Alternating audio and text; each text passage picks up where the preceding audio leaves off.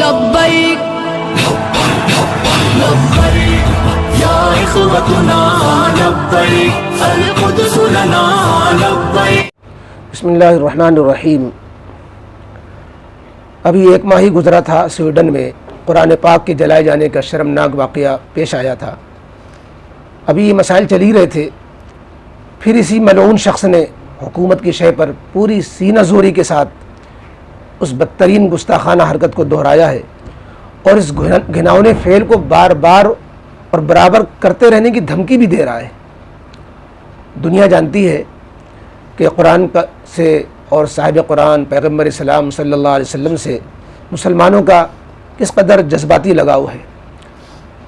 کسی اور مذہب والے کا وہ لگاؤ اپنے جو ہے ہستیوں سے اور اپنی کتابوں سے اس درجے کا ہرگز نہیں نظر آتا جیسے ایک مسلمان کا، چاہے جتنا وہ بے عمل ہو، لیکن قرآن سے، صاحب قرآن سے جو لگاؤ ہے، دین و ایمانی تعلق ہے، وہ اسے کبھی برداشت نہیں کر سکتا۔ مسلمان کا خون کھول جاتا ہے، اور یہی ان کی منصوبہ بند سازش ہے کہ مسلمانوں کو مشتعل کر کے ان کی صلاحیتوں کو برباد کیا جائے، مسلمانوں کو مشتعل کر کے سڑکوں پر لایا جائے، پھر ان کو لقمہ بنایا جائے۔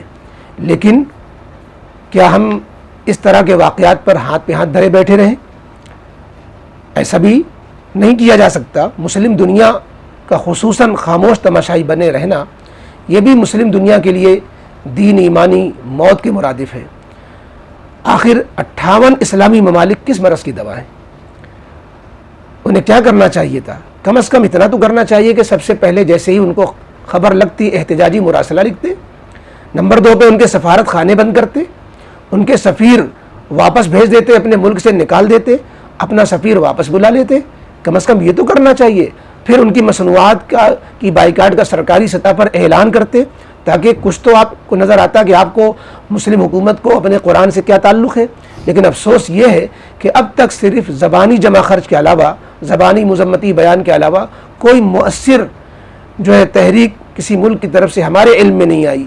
اس لیے ان حالات میں مسلم حکومتوں کی ذمہ داری بنتی ہے کہ وہ نہ صرف قرآن مقدس، پیغمبر اسلام، بلکہ تمام مذہبی کتابوں اور مذہبی شخصیات کے حوالے سے، تمام انبیاء، صحابہ اور تمام مذہبی کتابوں اور شخصیات کے حوالے سے توہین پر پابندی کا عالمی سطح پر قانون بنوائیں۔ یہ مسلم حکومتوں کی ذمہ داری بنتی ہے۔ اقوام متحدہ، OIC، عرب لیگ کو اس سلسلے میں اپنا فرض نبھانا چاہیے اور ایسے واقعات پر فوراً ایکشن لے کر کے کوئی مؤثر قدم اٹھانا چاہیے۔ یہ تو حکومتوں کے کرنے کا کام ہے۔ مسلم عوام کے کرنے کا کام یہ ہے کہ ان کی مصنوعات کا بائیکاٹ کریں، ان کی مصنوعات جلائیں، سڑکوں پہ پھینکیں، ان کی مصنوعات کی توہین کریں۔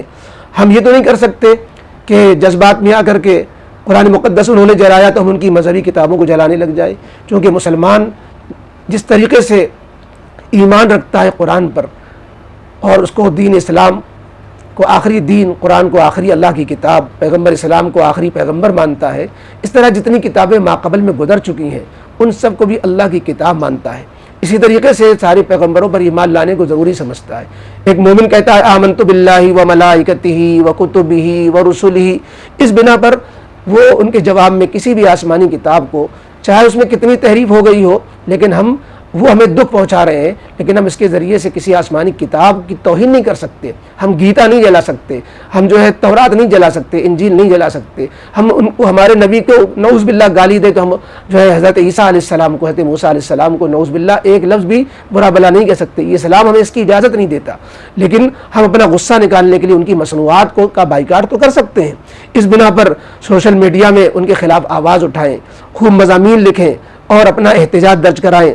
اور عام و خاص مسلمانوں کے کرنے کا کام، ہر بڑے چھوٹے کے کرنے کا کام، ہر مسلمان کے کرنے کا ایک کام یہ ہے کہ جو ہم خود قرآن سے دور ہو گئے، جس کی وجہ سے یہ دن دیکھنے پڑ رہے ہیں، ان سے توبہ کریں کہ اللہ ہم قرآن سے دور ہوئے، اللہ ہمیں معاف فرمائیے، اور پھر ہم قرآن سے وابستہ ہو جائیں، لفظاً بھی، معنن بھی، عملاً بھی۔ لفظاً کے معنی یہ کہ قرآن کی تلاوت کو اپنا شعار بنائیں، قرآن کریم کے مضامین کو سیکھیں، اس کو عام کریں، اور عملی اعتبار سے قرآن پر عمل کریں، تاکہ پھر اللہ کی مدد شامل حال ہو۔ یاد رکھنا چاہیے سویڈن جیسے دنیا بھر کے سور بھی جمع ہو جائیں، قرآن کریم کا بال بیکا نہیں کر سکتے۔ قرآن کریم کے نسخوں کو نظر آتش کریں، توہین کریں، نعوذ باللہ پاؤں تلے رو دیں، اس سے قرآن کریم کے مقام میں کوئی فرق آنے والا نہیں۔ قرآن اللہ کی کتاب ہے، قیامت تک باقی رہنے والی ہے۔ لا یاتی الباطل من بین یدیہ ولا من خلفہ تنزیل من حکیم حمید۔ قرآن کریم ختم نہیں کر سکتے۔ 1500 سال سے اسلام ہر طرح کی آزمائشوں سے گزرتے ہوئے تاریخ گواہ ہے کہ پھل رہا ہے، پھیل رہا ہے، بڑھ رہا ہے۔ اہل باطل ہر دور میں منہ کی کھاتے چلے آ رہے ہیں۔ علامہ اقبال نے بہت صحیح بات فرمائی، اسلام کی فطرت میں قدرت نے لچک دی ہے، یہ اتنا ہی ابھرے گا جتنا کہ اسے دباؤ گے۔ البتہ مسلمانوں کو بس تھوڑی سی توجہ کرنی چاہیے کہ وہ جو قرآن سے دور ہوتے جا رہے ہیں، جس کی وجہ سے اللہ تعالیٰ کی طرف سے ہماری ذلت کے سامان اور ایسے واقعات پیش آتے ہیں، اگر ہم قرآن سے صحیح معنوں میں جڑ جائیں گے تو انشاءاللہ پھر یہ برے دن بھی نہیں دیکھنے پڑیں گے۔ اللہ تعالیٰ مسلمانوں کی مدد فرمائے اور ظالموں کو کیفر کردار پہ پہنچائے۔ بس یہ چند باتیں تھیں جو اس سلسلے میں عرض کی گئی۔